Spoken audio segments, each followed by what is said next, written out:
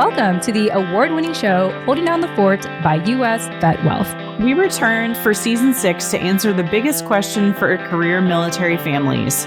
So when are we going to get out? And everything involved with answering this question.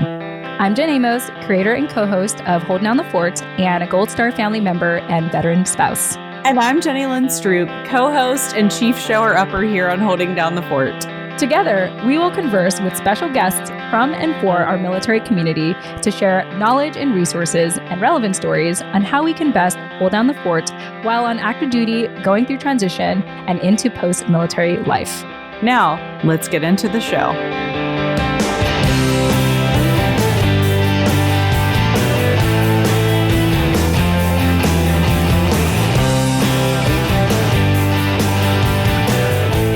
You don't really see the mental health issues our service members are facing until it hits close to home. A quote by Grant Khan. The loss of 2 close friends became the catalyst to Grant Khan seeking out and creating awareness of mental health resources. The desire to help fellow service members became so important to Grant that he put his military career on the line when he posted an unapproved video about mental health on Reddit. Grant reflects on when he became aware of his mental health struggles, the biggest barrier of service members asking for help, his terrifying transition that turned out to be a blessing in disguise, what post-military life looks like for him today, and much more. Grant, it was such a pleasure to have you on our show. I really enjoyed our conversation. I also want to warn you all with a trigger warning that we will be talking about suicidal ideation. With that said, if you or someone you know is experiencing suicidal thoughts or a crisis, please reach out immediately to the Suicide Prevention Lifeline, which is now a 3-digit number, 988. The numbers 988 have been designated as the new 3-digit dialing code that will route callers to the National Suicide Prevention Lifeline, which in full is 1-800-273-8255. But once again, it's now a 3-digit dialing code, 988. Of course, you can learn more at suicidepreventionlifeline.org. Also, I highly encourage you to check out the show notes of this episode to check out any other recommended mental health resources, thanks to Grant. Last but not least, I want to give a shout out to our sponsor, US VetWealth. If you are looking for another podcast show to listen to in between Holding Down the Fort episodes, I highly recommend that you check out Holding Down the Fort's sister podcast show, The Spouse Benefit Plan. Now, what is the Spouse Benefit Plan? Well, it's a play on your military benefit that gets presented to you toward the end of your transition, about 90 days before transition, when you have to decide whether you want to keep the survivor benefit plan or decline it. And so if you are in that phase of your military career, you are entering transition or starting to prepare for transition and want to get informed on how to prepare, especially financially, for post-military life, I highly recommend that you check out the Spouse Benefit Plan by US VetWealth. Right now, we have 7 episodes at the time that I'm recording this ad. This show has been a labor of love, and the feedback I have been receiving so far has been wonderful. So thank you all who have decided to expand from Holding Down the Fort to listen to the show, The Spouse Benefit Plan by US VetWealth. So go ahead and take a listen now. It's the kind of show that you have to listen to in chronological order. So go ahead and check that out in your preferred podcasting platform. Once again, the podcast show is called The Spouse Benefit Plan by US VetWealth, or you can check out the website, thespousebenefitplan.com. All right. Thank you all so much for listening to my initial announcements. Now, please enjoy our conversation today with Grant Khan.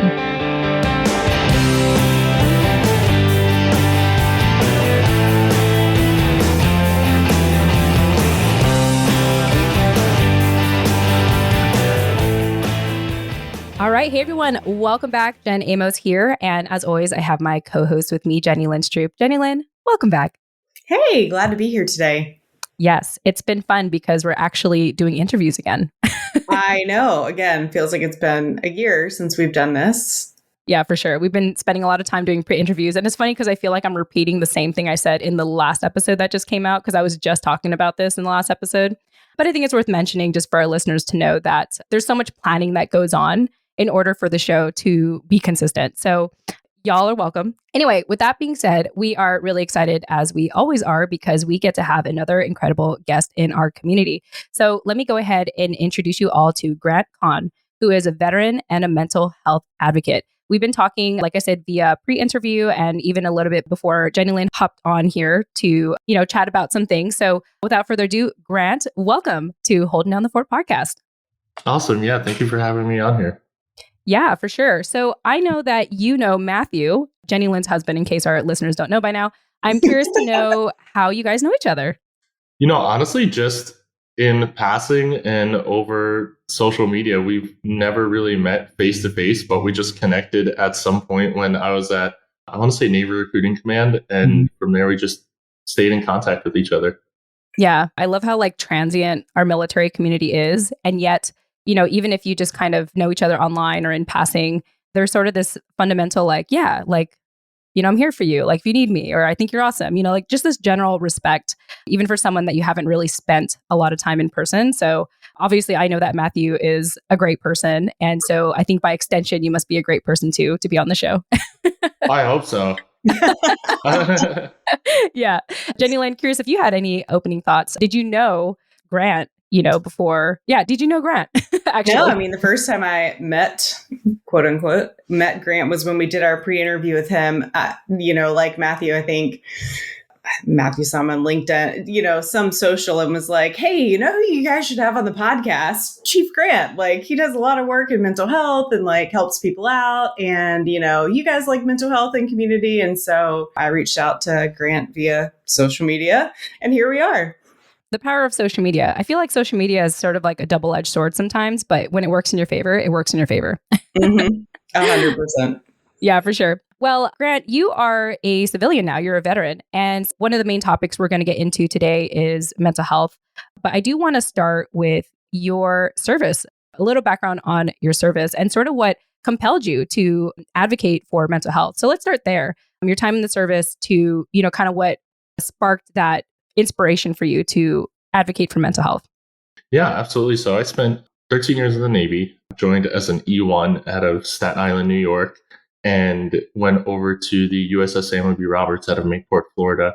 Spent about 5 years on that ship, made it up to about EM2, then did a few deployments on that ship, did another deployment in between, part of another command, and then attached to the USS Peleliu out of San Diego. From there, I went to Navy Recruiting Command, and after Navy Recruiting Command, I went to my final duty station at Chinfo, where I got to spend 2 years, which was also very interesting because I think I was the only career recruiter possibly in the entire Pentagon, and definitely the only career recruiter that was doing work inside of the PAO field. So it was a very, very interesting role for me when I started advocating for mental health. So I lost two of my close friends from my first ship from the Samuel B. Roberts almost back to back. And it was over the holiday season. And I kind of thought to myself, what is preventing these service members from going and seeking help? What's that barrier there? Because I had mental health issues and I went to go seek help in 2012, 2011, 2012 timeframe. And I was able to recover from it. But what's stopping these other service members? And you heard about it. You heard about suicide. You heard about depression. You heard about all of these mental health issues that our service members are facing. But until it hit that close to home to someone that I interacted with almost daily and have deployed with and, been on boarding teams with, until it hits that close to home, you don't really see it.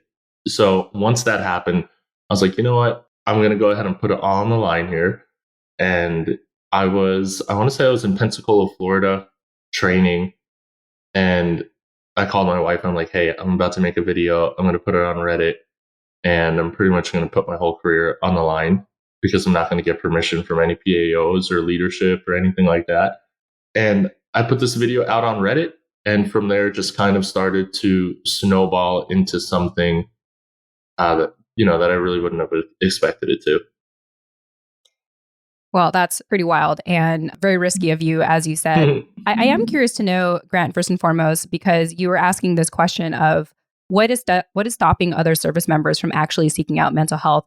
I want to know from your end, when did you know that you had mental health issues? And more importantly, when did you kind of know after that? How did you know you needed to get help? Because I think that's where it starts. It's like the self-awareness that you're going through something and also the desire to actually seek out help for it. Yeah. So, you don't really see it when you're deployed. You don't really see it when you're out there doing whatever mission you're set out to do. You begin to see it, well, at least for me, like when you get home. And when you get home, it's kind of like, hey, what is this that I'm going through? And you think to yourself, like, oh, it's going to go away or it's going to get better. And it doesn't. Uh, I tell everyone that mental health is not like breaking a bone. Like if you break your bone and you just neglect it, it's going to heal eventually. Mm-hmm. It might not heal correctly, but eventually it's going to heal. Mental health is not like that. It's going to continuously to get worse. And it's just, the darkness is just going to get darker and you're going to keep like getting yourself into this hole until it's going to be very difficult to get out. So yeah, I started seeing it around 2012 and it wasn't until, now my wife, but my girlfriend was like, hey, like you need to go talk to someone. Yeah. For the girlfriend / now wife. Yeah. Yeah. She's your wife for a reason. Yeah. I think that's a great synopsis of how kind of military mental health like gets as far down the road as it does. Is, in my own experience as a military spouse who was also the sounding the alarm of like, hey, something's happening, is very much the same. As long as he stayed busy, everything was okay. And it was the moment that we slowed down as a family or work slowed down that it was like, oh, something's going on here. And I think especially career military folks are chronically busy. And so it's kind of hard to know what's going on if you're always so busy that you never have the time to go, hey, something's not right. Like you just get in this cycle of busy and busier. I mean, that was very true for our family. And then it's, hey, if you have a moment of downtime, the other thing I've found, if you have that moment of downtime, it's, well, do I really want to go spend it with a therapist? And it's usually the answer is like, no, I'd rather go to the beach or I'd rather go, do something with the family. And unfortunately, that cycle also starts to play out in the families where, because somebody isn't getting well, like then those down moments aren't all that fun, and aren't all that healthy for anyone. And so, I think that was a great description of why, one of the many reasons of why it's difficult. It's not the right word, but, why people don't seek services the minute they feel like something might be off here. Yeah. And Grant, I just want to take a minute to commend you for trusting your wife, girlfriend at the time, because I think in your position, you could have easily just said, I don't have a problem. I'm fine. Mm-hmm. Or you just avoid it altogether. Like Jenny Lynn said, like find other ways to fill in that downtime other than dealing with your mental health. So, I think the first lesson of really our conversation today is trust your spouse. They can tell if something has changed. Mm-hmm. Absolutely. Before I move ahead and talk about a little bit about Reddit, I'm curious if there's any other closing thoughts you wanted to share, Grant. No, I mean, before I say went upstairs just because medical is right above my shop. Before I went upstairs, I went and spoke to leadership. And that was probably one of the most difficult things that I had to do because in my mind, the biggest barrier for a lot of service members is telling leadership that they want to go seek help because they're worried about the repercussions. They're worried about, am I going to lose my career? Are they going to talk bad about me? Are they going to make fun of me? There's a lot of unknowns and there's a big stigma around it. Is there leadership that will do that? Absolutely. I'm not even going to sugarcoat it. There will be leadership out there that are going to do everything that I just said. But there's also leadership out there that'll be like, okay, go for it. And they'll completely support you 100% of the way. And that's luckily how mine reacted. Were there people whispering and talking on the mess decks? Yes. Were there people talking crap while I was on watch, in the engine room? Yes. But, it's one of those things to where you have to put yourself before you put the Navy. And the entire time that we're racing the Navy, it's always shipmate self. But when it comes to like your health and your mental health, it shouldn't be like that. It should be yourself, then your shipmate, then your ship. Yeah. I like how you said that, like, shipmates, and then self. And the fact that it's been ingrained to put yourself last. By the way, where's family in that? Yeah. So again, I just want to say kudos to you. In the military, it's all about kind of being selfless, essentially, and thinking about anyone else but yourself. But you took that moment to take the sign from your girlfriend at the time to like actually look into your mental health. And so that being said, let's talk about the huge risk you took on Reddit. And let's talk about like the pause, like, what was that process for you to share on there, the reaction you got, and of course, the consequence. Yeah. So yeah, I was on travel. I was in Pensacola, and I went on Reddit in my uniform, and I was like, "Hey, my name is Chief So and So. This is my story. This is how I got help. And if you guys, if anyone is struggling, or if anyone knows someone who's struggling, please feel free to reach out." And I put my phone number out there. I had no idea how Reddit worked. No idea. I just knew that there was this, group called Our Navy, and I'm like, I think this would be the perfect place for it.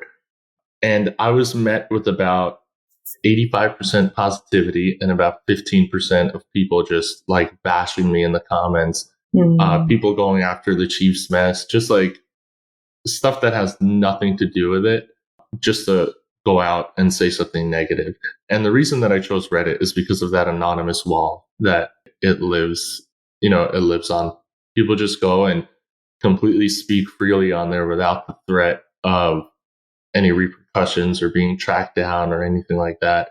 And that's what I wanted. I wanted the raw, kind of unfiltered commentary. So I did it, and I would say maybe about a day later, I got an email from our PAO, and it's like, "Hey, let's have a conversation when you get back to Millington." So I got back to Millington, and she was like, Lovely. "Don't ever do that again without our permission. We should have vetted the video. We should have done this. We should have done that. It has to be sent up. There's a lot of eyes on this video." They're like, it's all the way up in DC at this point, which I'm like, whoa. Okay, that's fine. Later on, once I worked in DC, it's like, I was like, oh, well, that's not really. They just try to scare you in a sense, like, oh, it's all the way up in DC now. Like, look what you've done. Yeah, it's just sitting on someone's desk. So that's kind of how the reaction went. Oh my goodness. Yeah. I mean, it's very, very interesting how they like kind of nitpicked at the video. And even though, actually, I'm kind of curious to know, and maybe it's because you shared your phone number, but how did they know that it was you on Reddit? Like, how did they even find the content? They just have a way. Yeah, just I guess word spreads very fast. And there's, Navy Times is all over the Reddit group, and there's a bunch of reporters on there, and PAOs on there. Wow. There's a lot of officers on there, so I definitely wasn't, the only one. Wow.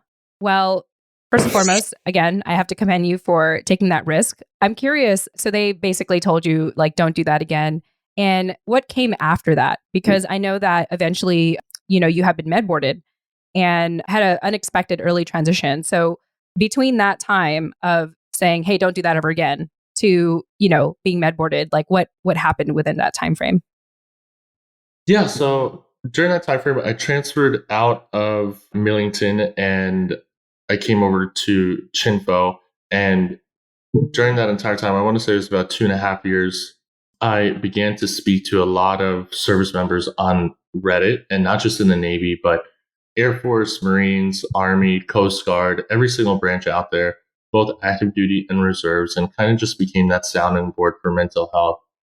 And it got to a point to where I couldn't really do everything by myself, and I needed more resources. So myself, a few veterans, a few active duty service members, we all kind of came together and we made this group to where our job was going to be to listen on social media, to watch on social media for service members or veterans talking about suicide or flagging posts for us, like flagging goodbye posts or anything like that. And kind of also advocating as well. And as soon as we would find someone, we would begin to dive into our networks and the resources that we had to locate this service member. There have been, very, I don't want to say easy ones, but very kind of like simple ones to where we would reach out and be like, hey, what's going on? And they say, oh, I'm just having a bad day. And we would give them resources, and that was it. They'd be like, thank you, we're going to look into it. And there are other ones to where we would get local law enforcement involved and they stop someone on the Coronado Bridge about to jump. Oh my gosh. Or Wow. someone calls me a few days before Valentine's Day and says, I'm about to shoot myself and I want you to be the last person that I speak to. And I could hear them loading their weapon and racking their weapon as they're talking to me on the phone. So, it was a very wild 2.5 years. Oh my gosh. Yeah. No one can see your face. Like everyone's eyes got really big as Grant said that. No one can see that on the podcast. That's a lot. Mm-hmm.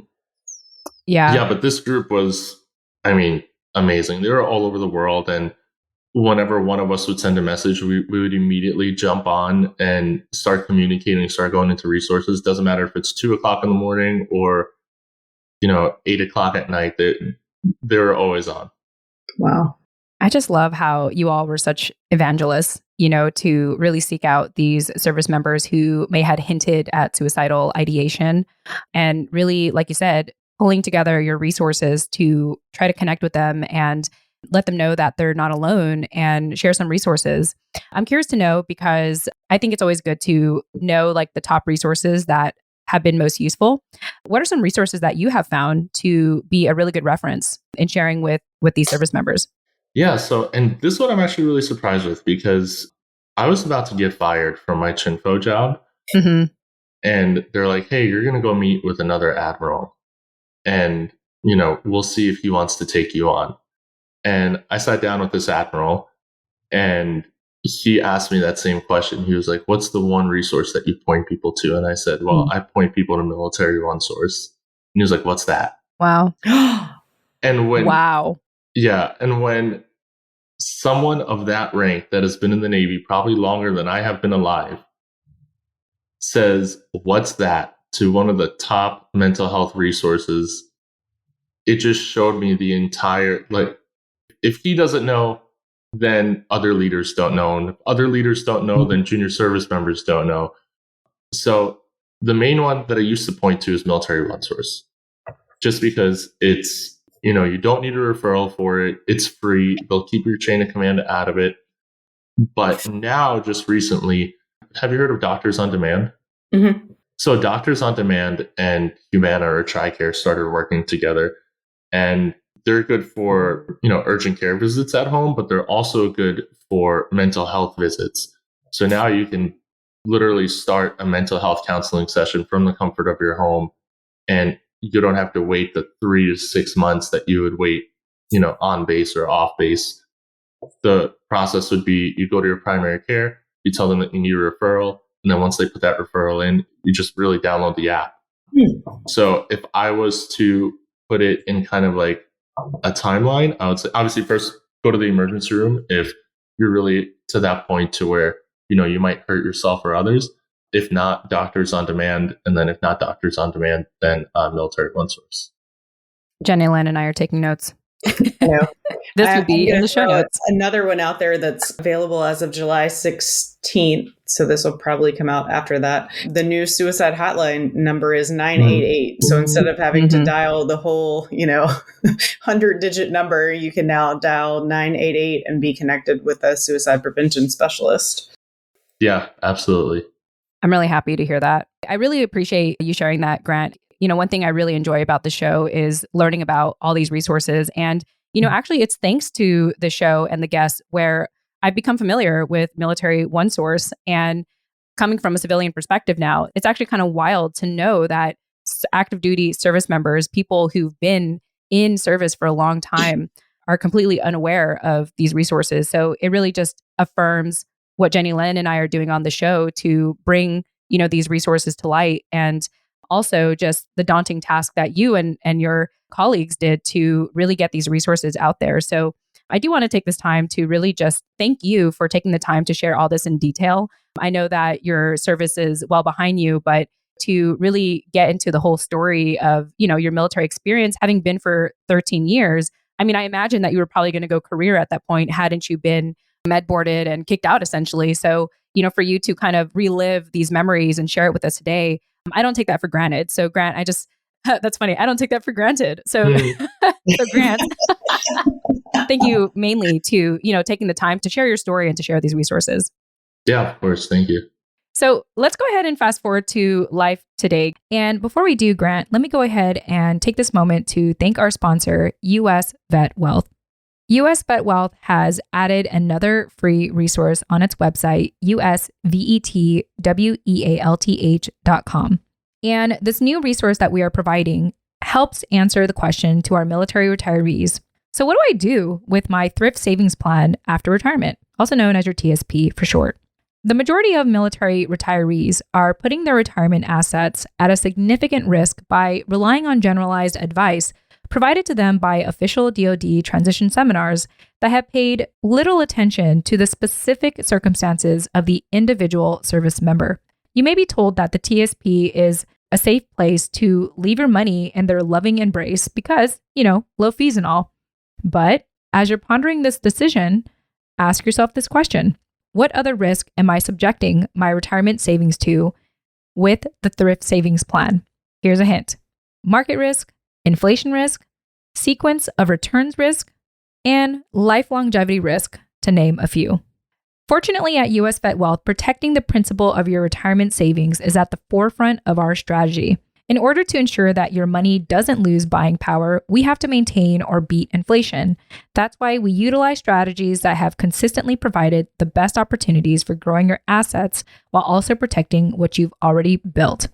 With that being said, I have often mentioned the white papers for survivor benefit plan alternatives on the show, in which you can still download for free at usvetwealth.com. That's usvetwealth.com. And now we offer a new free download called US VetWealth's Veteran Retirement Rescue, in which we cover 4 primary goals for anyone asking the question, what do I do with my thrift savings plan after retirement? So some of our solutions include principal protection, growth opportunities, avoiding unnecessary fees, and guaranteed lifetime income. Most of all, you can guarantee yourself another income stream for life.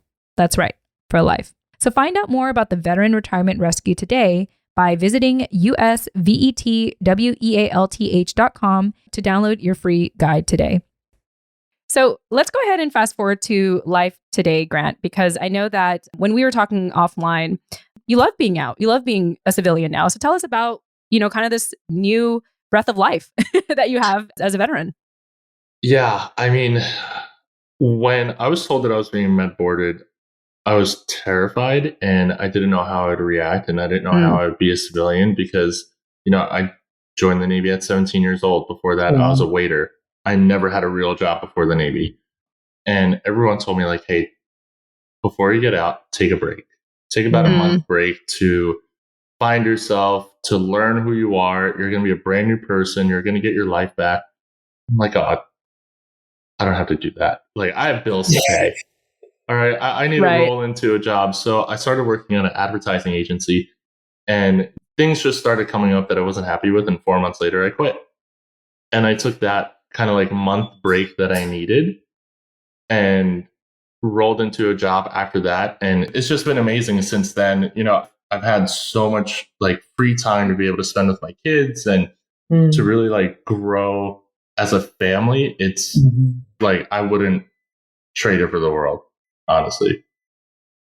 I'm really happy to hear, in a way, your current happily ever after, where it's like you had this fear of like, okay, what is post-military life going to look like? Like, all I know, my first job or my first career was being in the military. And I'm kind of curious if, because you mentioned that you had to jump into another job, you had to like pay the bills. Would you say that you're, I don't know, like just kind of resentful, like the way that like it sounded like the military just like shoved you out, and at that point you had to fend for yourself essentially? Yeah, I mean, I'm really resentful towards the military. Not even a little bit. I'm really resentful, just because. I'm just laughing.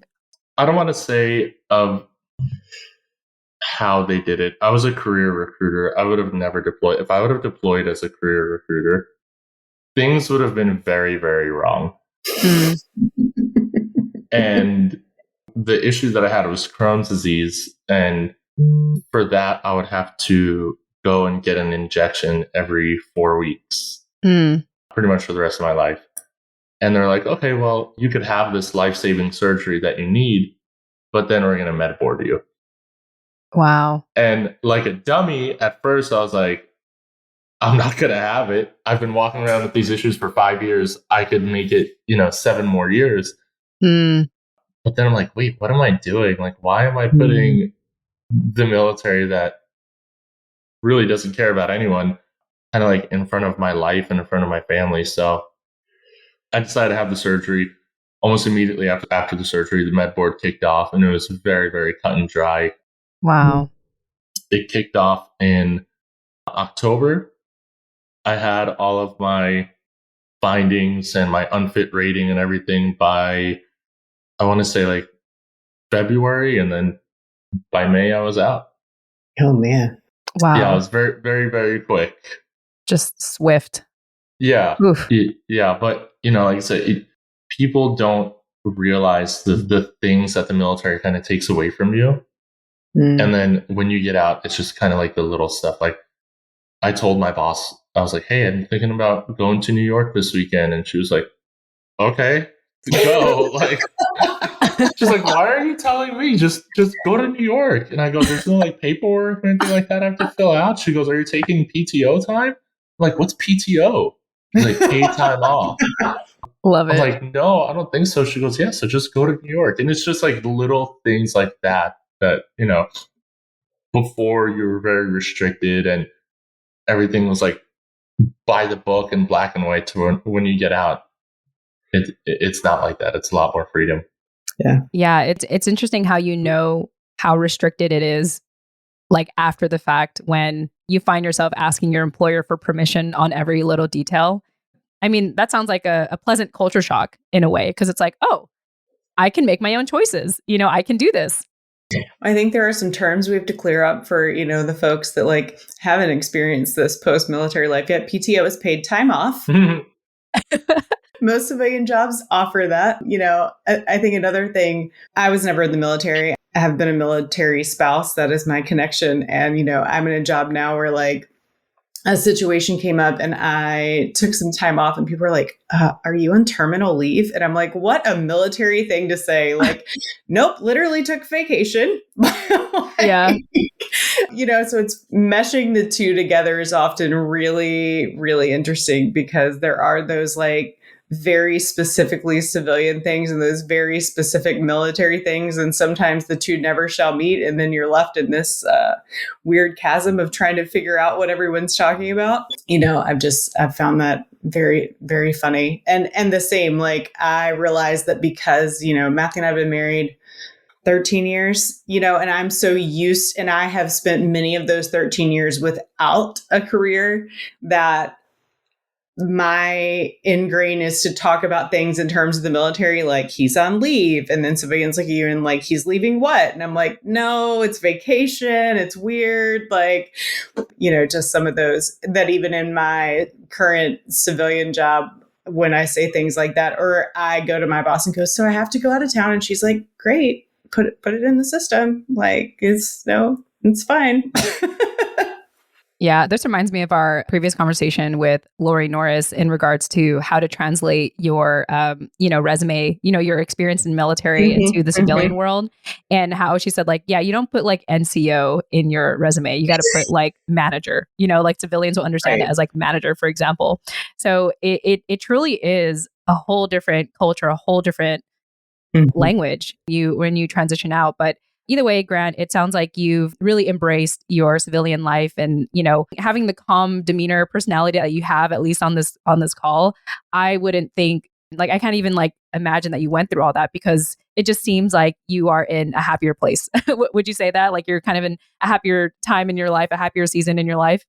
Yeah, 100%. I do not miss the Navy at all. Like, you may not be able to tell by the stuff hanging on my wall, but it used to be a lot worse. I used to have, I would probably say like 400 challenge coins, and I drank the Kool-Aid heavily. And I had all the t-shirts and hats and all that other stuff. And when I got out, I was like, this stuff is absolutely worthless. So I sold, I'd say about like 80% of it. the only things that I have left are like things that really meant something to me. And even like this, like the trident that I have back here, that was just like a petty gift for myself. I didn't, I didn't pay my dues to be part of the Chiefsmith, and they wouldn't give me a going away gift, which like I didn't need one. So literally on that thing it says you didn't pay your dues, so you didn't get a going away gift, and I bought it myself. I love it. Just to kind of like remind me of the culture that the military was like, to where it's like, oh, we didn't get your $250 a year for absolutely nothing. We're not giving you a going away gift. We don't care about all the things that you did professionally here. We needed your $250. So like, wow. Okay. I still won't give it to you. I'll just buy it myself. I find it like fascinating talking to veterans in general, where there's sort of this, you know, for lack of a better term, like anti-government sentiment, and just sort of like the distaste or resentment of the military experience. And, you know, I'm going to say that we can say this here on Holding Down the Fort because, you know, I'm not on active duty, so I can say things. I feel like I can say things.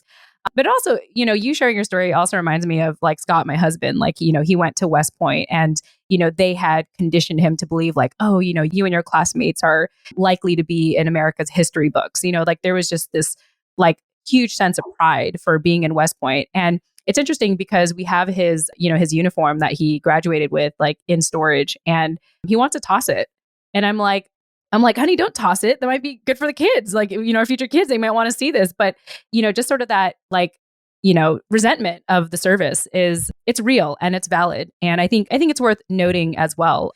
I hope that our conversation doesn't necessarily like discourage people or want them to transition out sooner. But I do think that your experience, what you went through, is very valid. And so I do appreciate, you know, us kind of having talking more of like the darker side of the military and transition and post-military life. So looking back now, Grant, for service members who are contemplating transition or are in the process of transitioning, or even like have that abrupt early transition, do you have any advice, any thoughts that you want to share with those service members?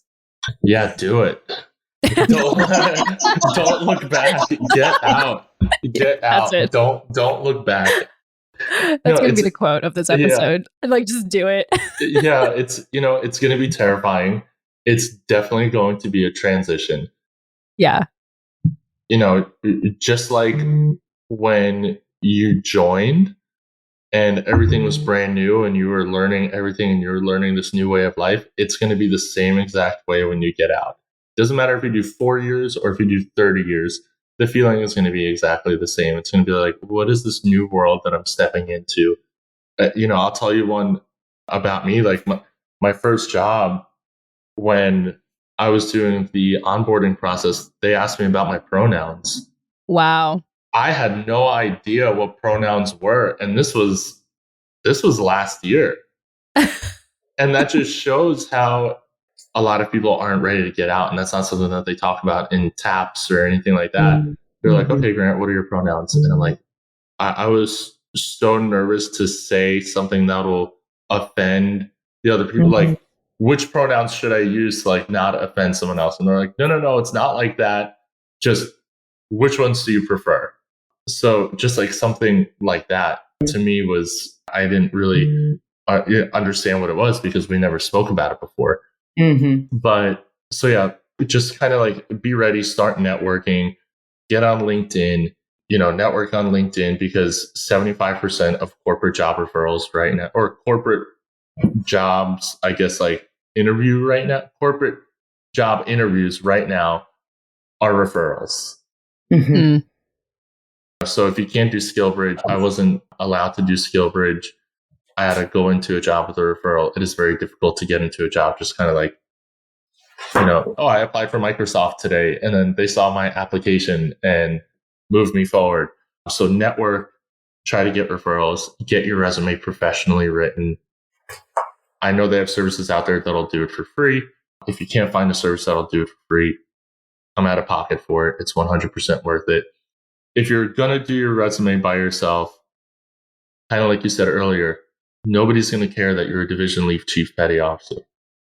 They don't know what that means. Yeah. Nobody's going to care that you're surface warfare qualified. Again, they don't know what that means. They care about how many people did you manage? How did you manage them? Mhm. What was the impact? Not, I loaded 15 missiles. They don't need to know about that. They need to try to word that a little bit differently. I want to know how we would word that differently. Yeah. Excellent at packing cargo. There you go. Yeah. There you go. You have to spin it in a way to where a civilian is going to understand it. And, I posted this earlier. Not once out of the many job interviews that I've had has anyone ever asked me what my rank was, how many times I've deployed, how many Navy achievement medals I've had. They didn't care. Honestly, they didn't even care about my degree. Like, I put it on my resume and on my application that I had a degree. Nobody asked. Yeah. Nobody was like, oh, you went to this school? They're like, oh, you have a master's? I'm like, yeah. Okay, cool. That's hilarious. Yeah. I was going to say, I mean, I'm of the era where, when we were taught how to resume build in college, you also put your GPA on there. And I'm like, nobody cares. No, literally no one has asked me, I talk about my own career journey from, I have an undergraduate degree in marketing management, a master's degree in elementary education, and now I advocate for mental health. And literally, it's the fact that I have a degree, not what I did or what my GPA was, that matters. So it's funny to hear all of that and all of the wording in the resume. I know Lori's episode releases today, and it was fun talking to her about the same. Being able to translate all that stuff is such a skill. Really necessary, and there is a way to do it. And I think you're kind of talking to that about, no, I think the message really is know who you are and how you behave as a leader versus numbers and awards kind of thing. Yeah, I will say though that almost every single interview that I've had, especially the interview that I had with Amazon, evaluations or fit reps in the Navy helped me tremendously. That is the only skill that I will say that I took from the Navy, and maybe public speaking, that has translated directly into the civilian world, because almost every interview that I've had, they call it the STAR method. For me, it was just action, impact, result. What did you do? What did it impact it, or how did it impact whatever you were doing, and what were the results? And as long as you answer every single interview question like that, you're going to do great. Yeah. Be your own best hype guy. Yeah. Yeah. And I also want to put an emphasis on what you mentioned earlier, Grant, which is the importance of networking in the civilian world. Your network is your net worth. And there's a really good term from JD Vance called social capital. One thing that most people don't have is social capital. They don't know the importance of socializing, connecting, relationship building, because it's those relationships that advocate for you, that, move your resume from the bottom of the pile to the top. I remember back in the day when I did work jobs, all the jobs I ever got in my young 20s was because people knew me. They referred me. And I even remember one of the jobs I got, I was already hired. And then my boss was like, oh, by the way, can you give me your resume so I could just put on file? It's they didn't even ask for it ahead of time. And so I think that's something that's extremely important to emphasize is networking and building those relationships early on. Of course, there are a ton of nonprofits and organizations out there helping military connected people, service members and veterans build those relationships, build those connections. And, I think it's about having that desire to want to seek those out as well, more importantly. All right. Well, Grant, as we wrap up here, I really enjoyed our conversation today. Thank you for just being so open and candid and detailed, in your story today. Are there any final takeaways or call to actions that you would like to leave our listeners with? Yeah. I mean, I would say that, even though I kind of I don't want to say spoke badly about the Navy or the military, I'm glad that I did it. And am I glad that I did 13 years? Probably not. I probably should have only done 4, but I'm definitely happy that I did it, because it did put me on the right projected path for my future. And also, I think the reason why veterans are kind of a little bit disgruntled towards the service is because we see the way that, service members are treated once we get out, and the conditions that we were in that we just thought were normal. That when we got out, it was like, oh my God, did I really do that? Did I really sit in a porta potty in the middle of the desert? Like, that's horrible. Did I really sleep in a tent in like 130-degree weather for nothing, for minimum wage? So I think it's because like we see that junior service members should not be having, no service members should be having mold in their barracks rooms. They should not be having cold water. They should not be having no AC when you're at, a base in the United States. Yeah. And that's why veterans are so like pushing back against the military. We love the brotherhood and we love everything that it brought. But now I think, we want to take care of those that are in and say the things that we couldn't have said before just because there's so much red tape around it. And I would say kind of like the last thing is just, even when you're out, don't be afraid to go and talk to people. Don't be afraid to go and talk to someone in the mental health field. Just find what you're into and put all of your words out there and everything that's on your chest and everything that's on your mind. And it's going to make you feel a lot better. Yeah. Love it. And while we are at it, Grant, because I know that you had openly, shared your contact information on Reddit and, still want to be a resource yourself, why don't you let people know how they can get a hold of you if they want to reach out? Yeah. I mean, you could find me on Facebook, Instagram, really everywhere, WhatsApp, TikTok, Reddit, LinkedIn. You can definitely find me on LinkedIn. My phone number's out there, and you're more than welcome to put all of the handles and everything in the description if you would like. But yeah, I'm still a very open person that you can get in contact with. Cool. Well, you definitely give off that vibe. You seem very approachable and understanding and helpful. So thank you, Grant. I just really appreciate you sharing your experience, strength, and hope today, and wrapping up with, even though your experience, especially like what forced you out of the service, was not stellar, that you continue to advocate for those of us who are still active duty and in that culture. And I think, it really speaks to some of the things that I hope leadership is listening to in the changing of the culture and putting, health and wellness of the soldier, sailor, Marine, there's so many now, Airman, Guardian, Coast Guardsman. I think I got all 6 now. First, so that we do have a healthier service environment overall, not just for the individual, but for the family and then for the greater, service departments. I appreciate that you've been a consistent voice in trying to change that culture and make sure that we have the healthiest people, who are in service. Absolutely. Thank you. Awesome. Well, with that said, Grant, thank you again so much for joining us. We really enjoyed this conversation, and I'm sure our listeners will as well. To our listeners, of course, if you want to get a hold of Grant, we'll provide his contact information in the show notes, or you can look him up on Reddit. Maybe it's still there. Who knows? With that being said, thank you all so much for joining us, and we'll chat with you in the next episode. Tune in next time.